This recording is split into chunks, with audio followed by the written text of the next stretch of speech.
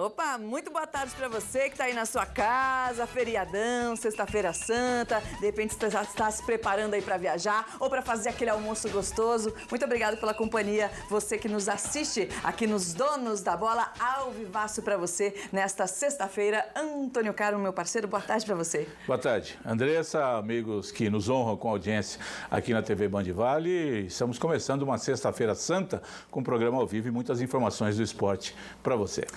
Lembrando que o nosso programa tem novo patrocinador, é a Adidas no Vale Sul Shopping e também a Marabras, que sempre continua com a gente, e o Vale Sul Shopping, que sempre apoia a nossa causa, o nosso esporte, o esporte da nossa região. Portanto, nesse feriadão vale a pena prestigiá-los, não é verdade? Hoje nós vamos falar muito da rodada do futebol do final de semana e também temos uma entrevista com o Ricardo Navajas, que vai falar sobre o futuro do vôlei de Taubaté. Tem futsal, tem basquete e muito mais, lógico, a sua participação ao vivo aqui no nosso programa. Pega o seu celular aí, ou no seu notebook, no seu computador, acesse o nosso facebook.com/os Donos da Bola Vale.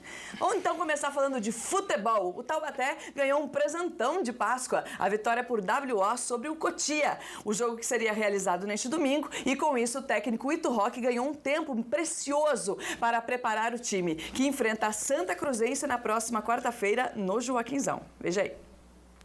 O jogo que aconteceria no próximo domingo entre Taubaté e Cotia não vai mais acontecer. Sobre isso vou conversar com o Ito Roque, que é o técnico do time.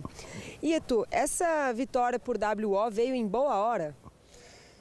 Se pensar na nossa equipe, sim, né? Você elimina algumas circunstâncias do jogo, né? Como o desgaste do time, como o desgaste da viagem.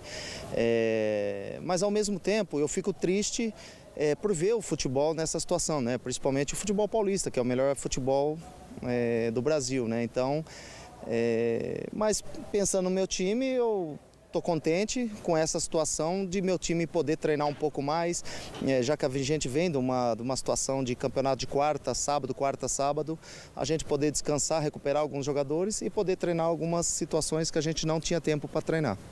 Os jogadores, então, poderão passar a Páscoa com a família? Sim, nós vamos trabalhar até o sábado, né? Aí eles terão o domingo de folga e na segunda-feira pela manhã a gente já retorna ao trabalho porque nós temos jogo na quarta-feira. Agora o Taubaté tem 3 jogos pela frente, 2 em casa e 1 fora de casa contra o São José. Como é que vocês encaram aí esses 3 jogos que vêm pela frente? Nós estamos indo degrau a degrau, né? Nós estamos nesse momento pensando só no próximo adversário nosso, que é a Santa Cruzense dentro de casa, né? A hora que passar o jogo da Santa Cruzense, a gente começa a pensar no próximo adversário. Se vencer os 3, garante a classificação? Sim, os 3 a gente já tem uma situação garantida, né? Acho que nós fizemos por merecer, o time vem de uma ascensão muito boa nesses últimos jogos, vem me agradando a postura da equipe dentro de campo e eu acho que nós estamos num momento bom nessa ascensão. Obrigada pela entrevista, Renata Marangoni, para os Donos da Bola. Obrigada, Renata, e também ao técnico Ito Roque, que já esteve essa semana conosco aqui no programa e dessa vez aí dando a entrevista sobre esse jogo. Veio aqui e já ganhou sem jogar? Que moleza. Que isso? Mas que isso? É a sorte, Antônio Carmo, que o programa dá para quem vem aqui, né? Brincadeiras à parte, Antônio Carmo, essa vitória por 3-0, que foi o WO em cima do Cotia, vale muito agora para o Taubaté ajeitar a casa e conseguir vencer a Santa Cruzense, que vai ser obrigação, né? Eu queria abordar 2 assuntos. O primeiro é o seguinte, isso que o Ito falou, até da vergonha que fica. Ele falou uma pena para o futebol de São Paulo. Eu nunca vi isso, André, um time perder 2 jogos por WO no mesmo campeonato. Normalmente um campeonato sem punição também, os que a gente organiza, Copa Band Vale, os campeonatos amadores de todas as ligas, o cara coloca assim, o time deu um WO, às vezes é justificável, um segundo já elimina o time do campeonato e anula todos os resultados dele, o time automaticamente é rebaixado, né? Não é o que aconteceu com o Cotia, não pode perder 2 jogos por WO, porque não tinha campo para jogar. Então, eu acho que a Federação Paulista de Futebol tem que repensar a seriedade das suas competições, porque enquanto o pessoal da alta diretoria está curtindo a vida, está aproveitando, a gente vê time de Série A3 que não tem dinheiro para pagar jogador, conhecemos bem um, hein? Sim. Que não tem que trocar de patrocinador, de investidores, venceu dos investidores durante 3, 4 vezes, Casa Francana, e só vai acabando, e casos como o do Cotia. O Cotia não tem dinheiro, o Cotia não sabe, tá jogando o campeonato, rezando a Deus para acabar e não ser rebaixado. Tem aquele lance também, será que os motivos do estádio eram realmente fortes para não ter se não tem que pensar o seguinte, lá? Não tem estádio, não joga. Eu sou dessa tese. Bom, vou fazer uma vistoria, Cotia. O estádio está interditado. Vocês têm um prazo até a primeira... Não vai jogar. Não adianta indicar estádio fora. O time tem que jogar na cidade. Casa, o time tem que ser de casa. E outra coisa, o resultado desse interfere diretamente na competição de uma maneira geral. Sim. Por exemplo, o São José ganhou do Grêmio Barueri por WO. Se ele tivesse jogado lá e perdido, ele não teria hoje seus 25 pontos, teria 22.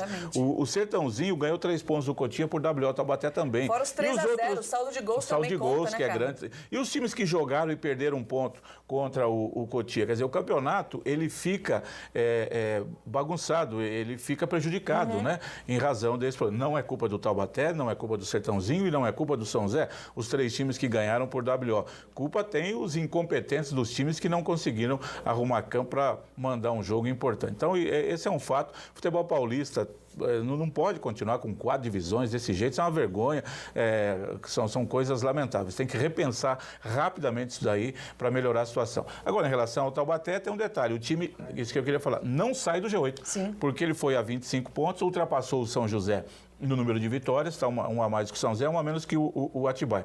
Os 2 times jogam amanhã. Se empatarem, eles vão a 26, deixa o Taubaté com 25. Só que há um confronto direto do Osasco contra o Barretos e um dos 2 não vai poder subir. Então o Taubaté vai fechar a rodada no G8. E o São José dos Campos, como imagina-se, nós vamos falando, vai ganhar da Francana, nós vamos fechar essa rodada aí provavelmente com os 3 times do Vale no G8, no finalzinho do campeonato. O que é muito legal. Bom, né, cara? E pro Taubaté agora é trabalhar forte mesmo, olhando tudo que vai acontecer nessa rodada e quarta-feira que vem, sapecar o Santa Cruzense e pronto, e dar um passo gigantesco para a classificação. Daqui a pouquinho a gente vai falar do São José dos Campos Futebol Clube e também da Águia do Vale, saber se os jogadores receberam ou não receberam. Aqui no nosso Facebook, participação da galera. Luiz Dimas dos Santos, amanhã tem seleção feminina aqui jogando contra as meninas da Águia. Dá um alô para nossa Gislaine, por favor. Um beijo para a Gislaine e todas as meninas do São José também.